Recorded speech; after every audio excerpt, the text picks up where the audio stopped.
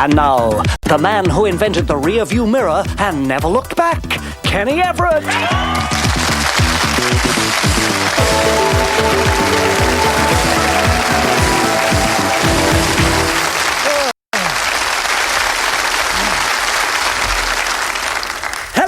And a hearty welcome to a brand new show called Starchamber, a game that's all about the stars, astrology, palm reading, graphology, numerology, and stargazing and guessing. And talking of the stars, if it's your birthday today, you are a Scorpio. And here's your forecast. Today is a day for major changes in your life. You will decide to have all your teeth taken out and a new three-piece suite put in. Quickly on, yes, Starchamber, the show that tells you more about the stars than they know about themselves. One such celebrity is, at the moment, locked in the Starchamber, and to help us guess who he is, we have in the studio palm reader Madame Rosina, handwriting detective Peter West, and astrologist supreme Jonathan Kaner.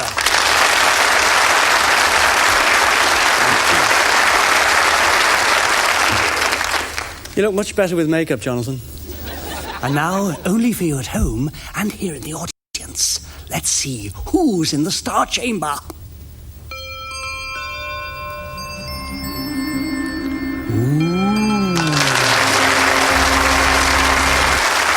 To see if they're getting close, I'm going to call in someone who knows our star guest very well indeed. Call the first star witness, please.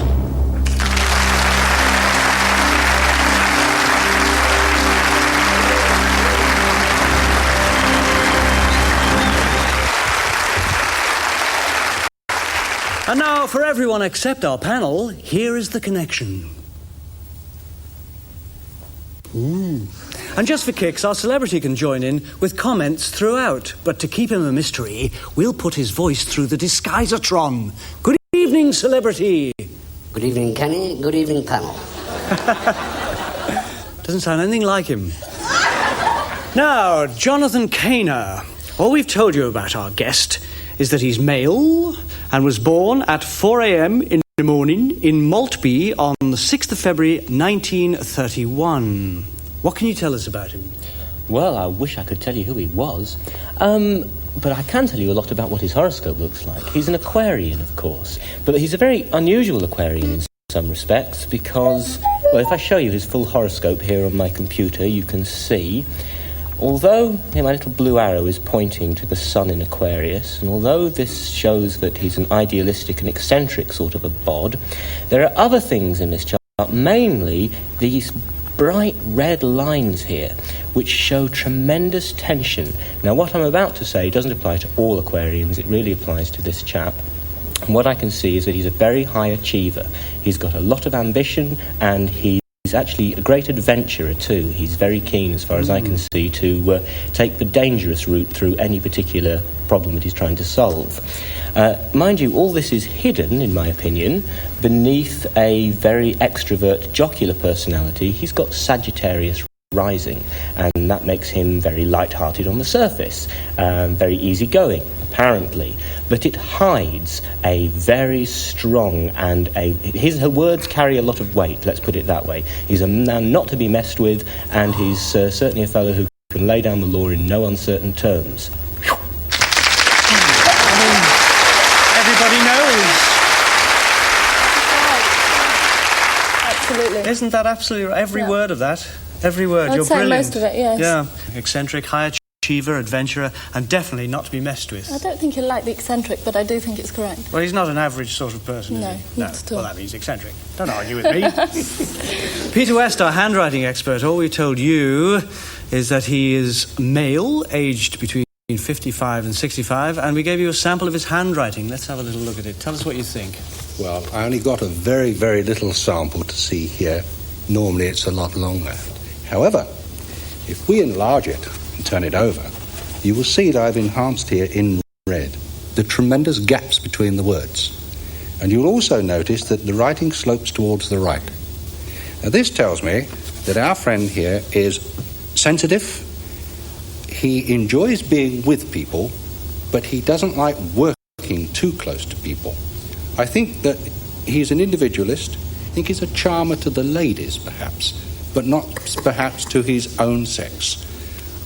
there are certain selfish tendencies, and he appears confident, but I have a feeling it hides a little inconsistency. I think he's a little sensitive.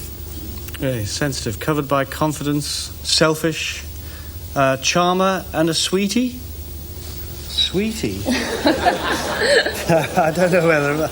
You think he's a sweetie, don't you? Yes, I do, absolutely. But he is sensitive as well. With a crusty exterior. Like a treat. Right.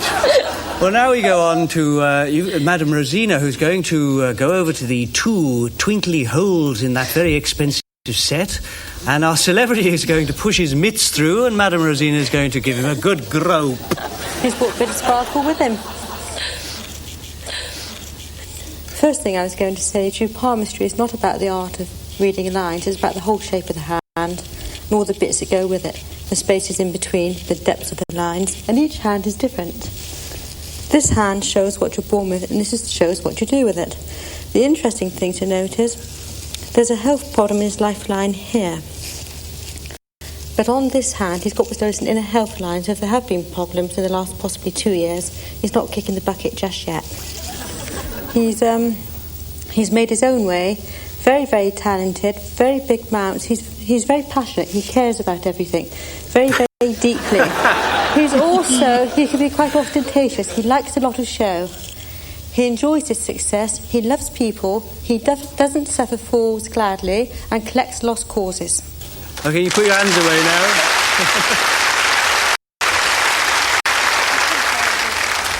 Well, they're being so accurate, I think they know who it is. I really do. We've had all the clues to the character of our first star guest, so let's pin the panel down. What does he do you think, Madame Rosina? What does he do? He does everything himself, doesn't like to rely on other people at all. He's come up the hard way. He's self-taught. Yeah. That's right, yes. Very, very, very clever man. Very difficult childhood. And not forgotten. I'm actually frightened of him coming on. See the size of them hands. He's big. He's a very, very chunky man. Yes, he is very big. Peter, what do you think? I get the impression that he's not a performer as such. He's a brilliant performer, but he's not actually well known for rushing on stage and that's what I mean. No, that sort of he's not that sort of a performer as such, in my view. That's true. Jonathan, who do you think it is, and what does he do? Well, of course, I know who he is, but I'm not going to tell you. Actually, one other thing which I definitely notice is a lot of travel in his life. Whether or not it's to do with what he does or not is another matter. Yes, but he does run up and down a lot. Yes. Yes. And abroad too, I think. No, he's travelled extensively. Yes, he has. Well, I think it's about time we saw who it was, don't you, folks? Yes. I think we should invite on out of the Starchamber our star celebrity, Freddie Truman.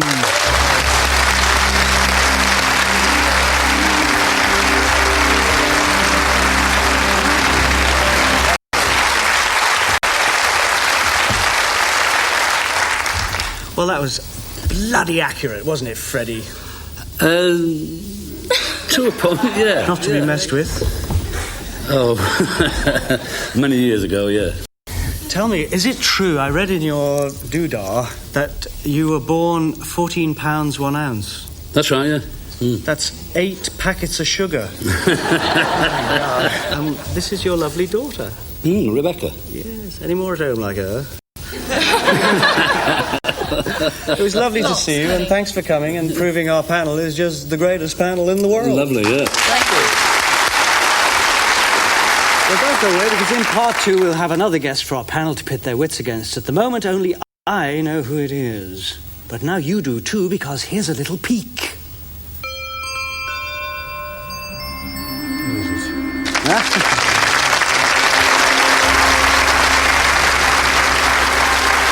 Join us for part 2. See you then.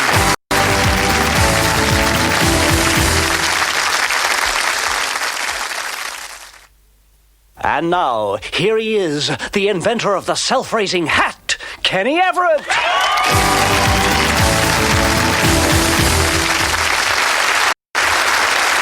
Welcome back. And here's your forecast if it's your birthday this year. On Tuesday, you and your loved one will decide to have a quiet, romantic evening at home. But instead of cooking up a storm, you'll decide to open a tin instead. The cooking instructions on the tin say, To heat contents, stand in boiling water for 10 minutes. This results in severe burns to your ankles. Just before the break, you saw our next guest in the Starchamber, and you may have noticed that she was holding a flower. Well, each week on Starchamber, we try out one of the lesser-known branches of divination. And sitting with me this week is Carmen Rogers. Now, what's all this flower clairsentience about, Carmen? Well, every object and every person exudes an energy, like an aura. And when they hold an object, such as a flower, they transmit some of this auric energy, which has the pattern of their life within it. And so when I get hold of the flower that's been held by someone, I can read their life pattern, the character, and experiences that have happened to them. And the type of flower they choose, does that sometimes is subconsciously they will choose the one that suits them. So a very grand person will choose an orchid, and a very sort of sweet but dumpy person will choose a chrysanthemum. No, it depends. It depends on what has happened in their life, you see. I mean, they may think to choose an orchid that it represents them, but I would find that the energies that have been put onto that flower would be something different. Their inner you, their inner selves. What would you choose as your flower? A daisy. Oh, you simple creature. Well, let's put all this to the test now. If you'd go and join our panel and give them a hand for round 2. And I'll remind our audience who our next victim is.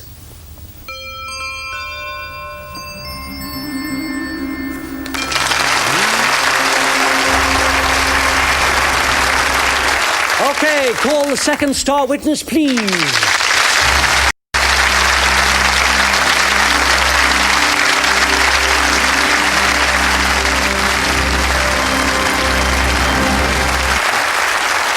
Well, this is Martin, and again, only for you darlings at home, here is the relationship.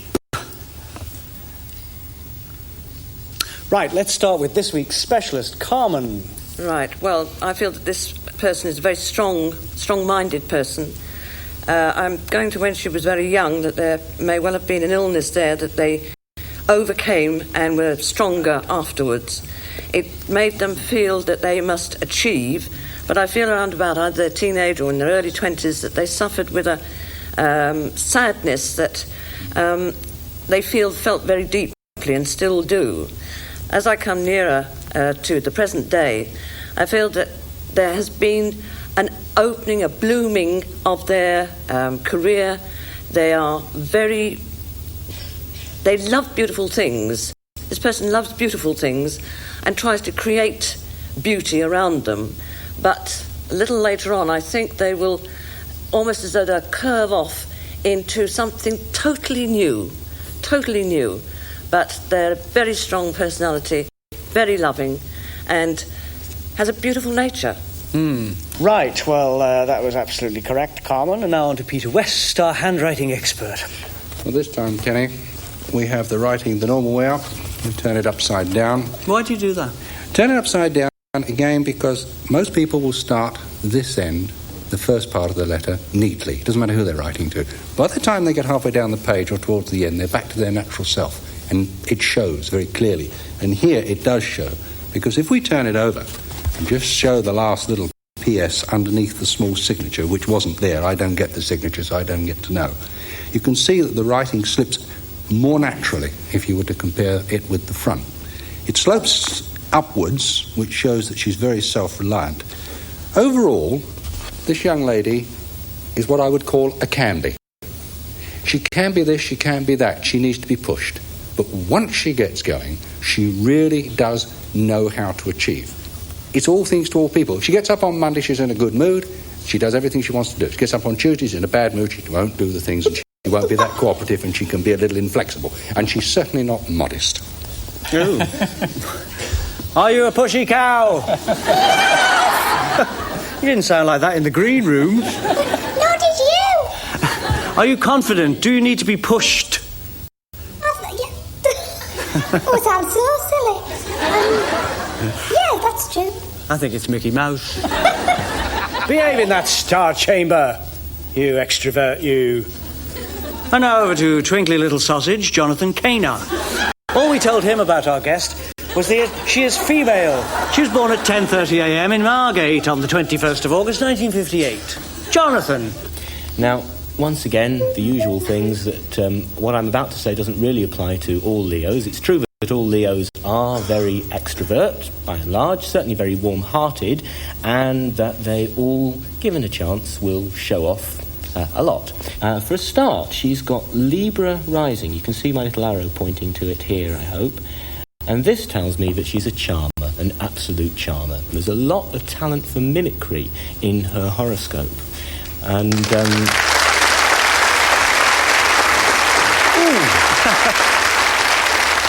well, that's encouraging. Well, goodness me. Well, in that case, putting 2 and 2 together and making 4, she's obviously a footballer. But it's my show, Jonathan. Sorry. But I do see this talent, and I'll show you it here. It's Jupiter and Neptune, and it's traditionally, when these two are together, you do get this ability to pick up what other people do and to reflect it back. So I see that. I also see the Sun and Mercury together up here, and that shows that she can be very cutting at times as well. I think that's part of the act, isn't it? The cutting, the mimicry. Leos, they're very sort of aren't they? Well, yes, absolutely, yeah. Well, I think that's full points. You get paid this week, Jonathan. Well, let's hear what Madame Rosina makes, where those 2 twinkly holes are, and this mystery person is just about to stick her mitts through.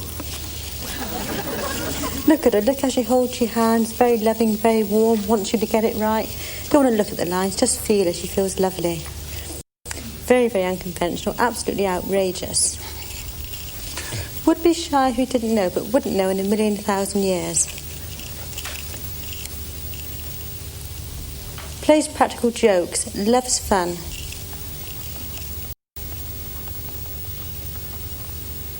Very, very athletic. Probably keep fit fanatic. Does a lot of dancing. Hyper creative, and needs to watch her back for all the stupid things to get. She's quite slender and very glamorous, this woman. She looks nice. Yeah?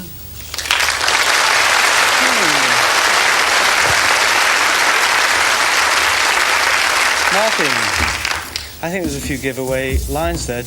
Dancing? A little, yes. She's musical, definitely. Definitely a mimic. Yes. And Madame Rosina got the jokes and fun right, too. That's correct. Yeah. There's a lot of things there. Amazing. Well, you've all had your say, and now it's time to spot the guest. Starting with Madame R. I wonder if somebody like Hilary O'Neill.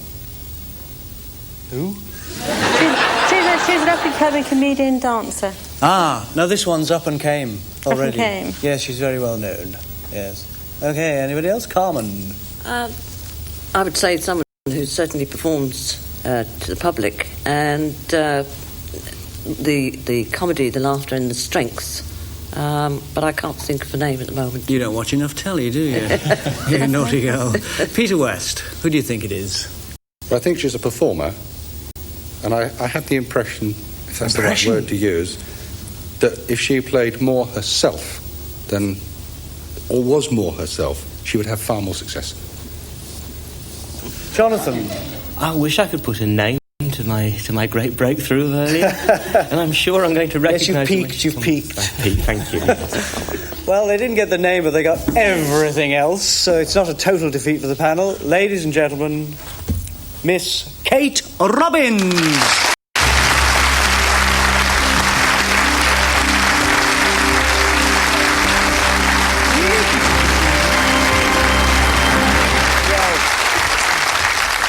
Well, you do a bloody good Mickey Mouse. Oh, I got the giggles back there. It was terrible. Well, they were absolutely accurate. Frighteningly true, yeah. And especially the handwriting expert who said that if I play more of myself, because that's what I'm going into that field more and more with acting and music. But people know me as being an impressionist of your love. Yeah. No, but people know me as that, and so it was very interesting. Everything was just absolutely spot on. I wouldn't have thought you needed to be pushed, though. You seem to have done... No, I do. I'm... all this, business is, as you say, it's probably... it's not totally false. But it's covering a lot of insecurity, of course, like a lot of showbiz people. We're really insecure little people, really.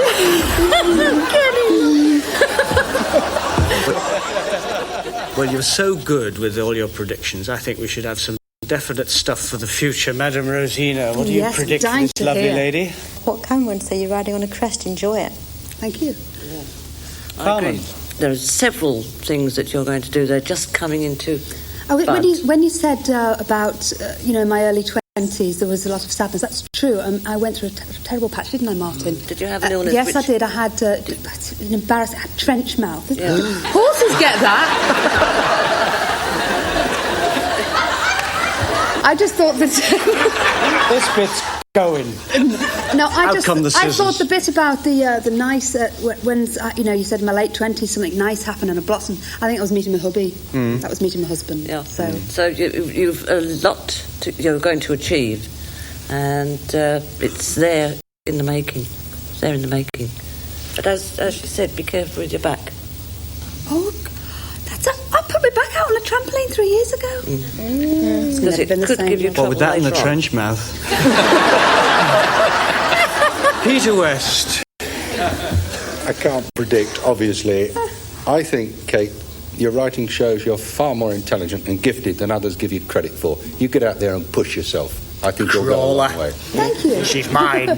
Jonathan, what do you think? Predictions, please. Well, I'll tell you what I do see, and that's a very big, dramatic and extremely positive change coming up for you in the early months of 1989. And make of that what you will, and I'd really need to go into more detail of your horoscope to give you more than that, but definitely a major change taking place and affecting almost all your life, and one you'll enjoy. Oh, thanks. Terrific. Crest of a wave, major changes. It's really interesting. Before we go, Peter West's got some advice about envelopes. The next time an envelope comes down onto your doormat at home, have a look at the writing and compare it between the envelope and the writing inside. If the writing inside is larger than on the envelope, the writer is boosting his own ego and he's a little unsure of himself. If it's smaller, then he might be trying something on.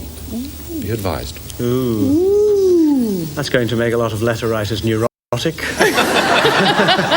time to buy a typewriter, I think.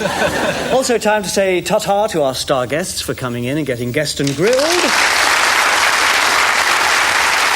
And to the panel for doing the guessing and grilling. Carmen Rogers, Madame Rosina, Peter West and Jonathan Kaner. Join us, won't you, next week, and in the meantime, let me leave you at home with this piece of advice. Never make muesli in a blender using your own nuts. Good night.